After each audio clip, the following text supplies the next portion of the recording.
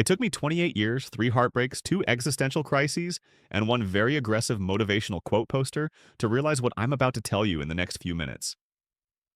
And no, it's not drink more water. Although please do. Your kidneys will thank you. We've been lied to it subtly, silently, and repeatedly. We were told that success is a finish line, that if we just grind harder, hustle longer, and wake up at 5 a.m. while drinking spinach smoothies, we'll make it. But here's the truth. There is no finish line. There's just an endless treadmill with motivational Instagram quotes pinned to it. Let me explain. We all grew up watching movies where the hero wins the championship, marries their high school crush, or invents an app that magically solves everything. The screen fades to black. Credits roll. Happy ending. But here's what no one talks about. What happens after the credits? Do they stay happy? Do they still go to therapy? Do they do laundry like the rest of us? Hollywood made us think happiness is a destination, like some magical land where there's free Wi-Fi, no Mondays, and everyone responds to text on time. In real life, though, that happiness moment lasts about as long as your phone battery on 1%.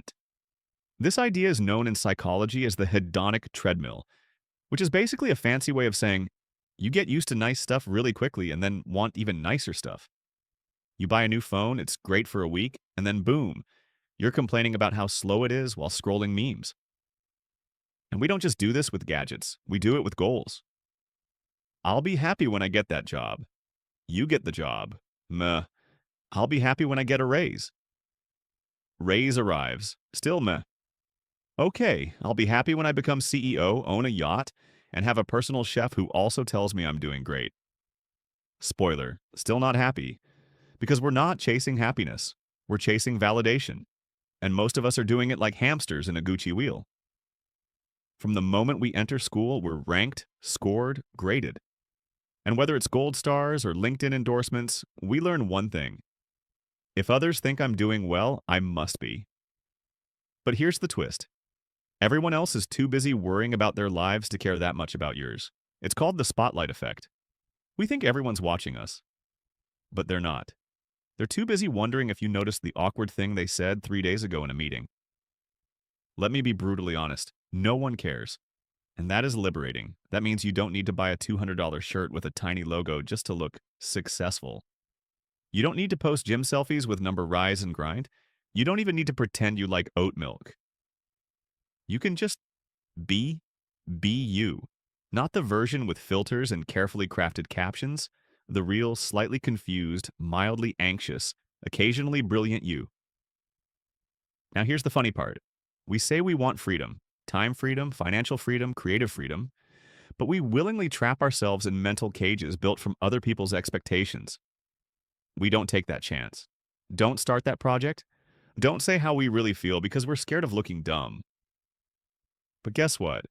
The people you're scared of impressing probably forgot what you said 10 minutes ago. They're busy checking if their AirPods are still in their ears. Don't lie, you've done the pat down too. So if everyone's too busy to judge you, maybe it's finally safe to be bold.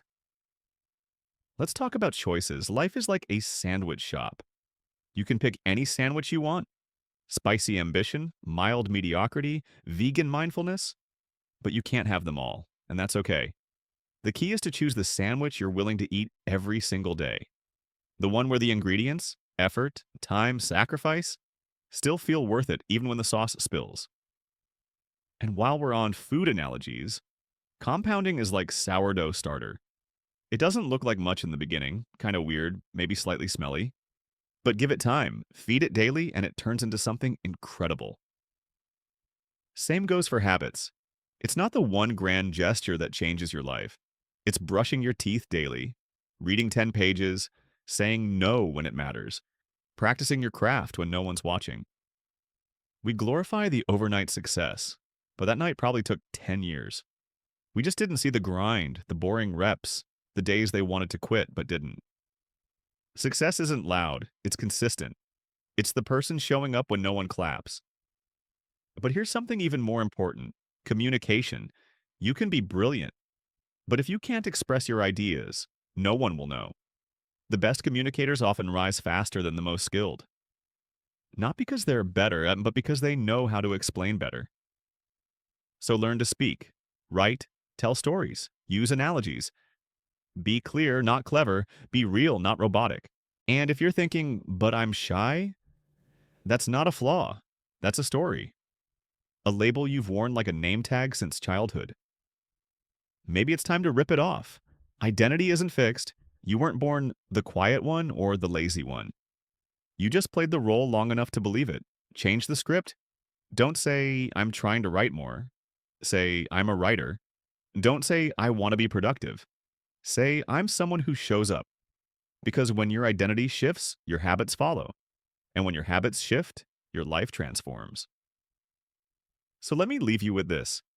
Happiness isn't at the end of some grand goal. It's hidden in the small stuff.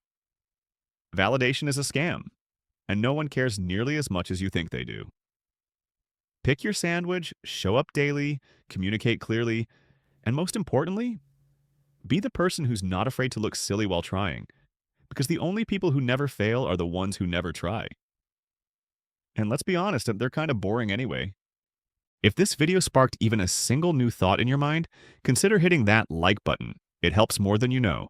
And if you enjoy deep, thought-provoking ideas told through stick figures and sarcasm, subscribe for more. I'll see you in the next one. Until then, don't just scroll. Grow.